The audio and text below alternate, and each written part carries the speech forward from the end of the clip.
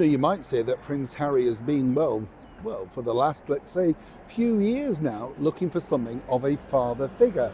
And the story goes currently in the media that this particular man, oh yes, the man that gave so many people that Saturday Night Fever, John Travolta, is the latest in a long line of, shall we say, Svengalis that is going to guide Harry into the next direction of his life. But what's the true story behind that? As ever, let me explain. Morning, chums. Lovely to see you. Thank you so much. Have a lovely wave. Thank you for joining me. Everybody I've known John Travolta a long time, let me tell you. And what a terrific guy. Forget the stuff about whether you're into the Scientology. I just like him as a person. He's very kind, very warm, and just a bit shy, actually. When you interview somebody, you think you're going to be sort of like, oh gosh, they're going to be great, and he was just very difficult to get to know originally. And then, we became good chums. I like him. He's a nice person, as I said. You've got to speak as you find. Now, as we know, last year and this year, Prince Harry turned up for the Legends of Aviation Award, which is a farce in itself. I mean, John won't mind me saying that. I know he likes it, but a farce because, of course, of Prince Harry basically turning up. I mean, it's really aviation legend. I mean, I'm not quite sure, really, are you? But of course, he got eyeballs to the thing, and that really was what helps. And this is the thing. As I say often here on the show, it's about micro-celebrity. If you're a micro-celebrity, then you can do something like that. And this is what Harry and Meghan are now. Harry was delighted, by the way, to be asked. I mean, he likes John Travolta too. And of course, there's that sort of back history of, John dancing. And people forget that Neil Diamond also had that wonderful opportunity too. I love Neil Diamond, don't you? You're singing Sweet Caroline now, aren't you? Because I mentioned that, yes. But Neil Diamond also did that at that particular party as well. But what's interesting is, obviously, Harry does, on a more serious note, still hanker after anybody that can give him new information regarding, of course, his mum. It must be very difficult. It is incredibly difficult, but he's now an adult at 40 years old.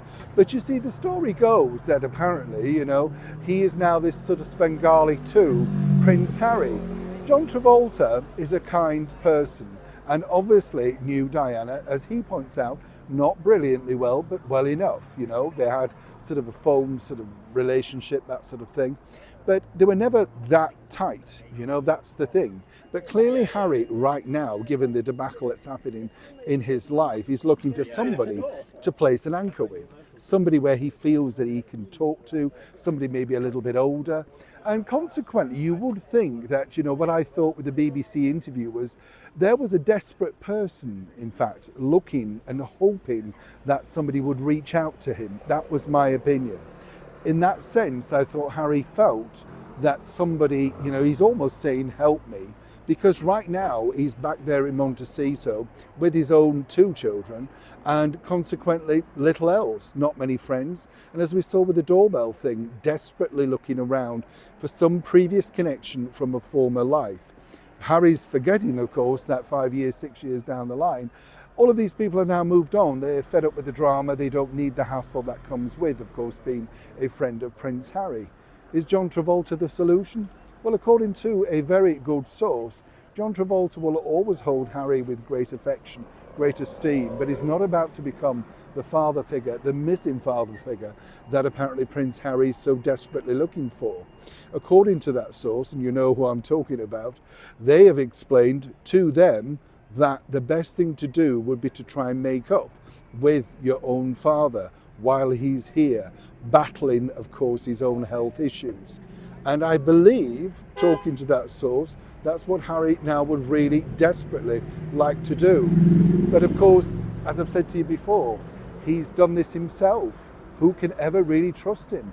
And unless, of course, he's cut free from all those ties that he's now currently attached to, and you know what I mean by that, well, it makes it almost impossible for the relationship to get on some kind of even keel. Of course, it's always good to take advice from elders, however superstarish they may be. Agree? Neil Sean in the very heart of Kensington.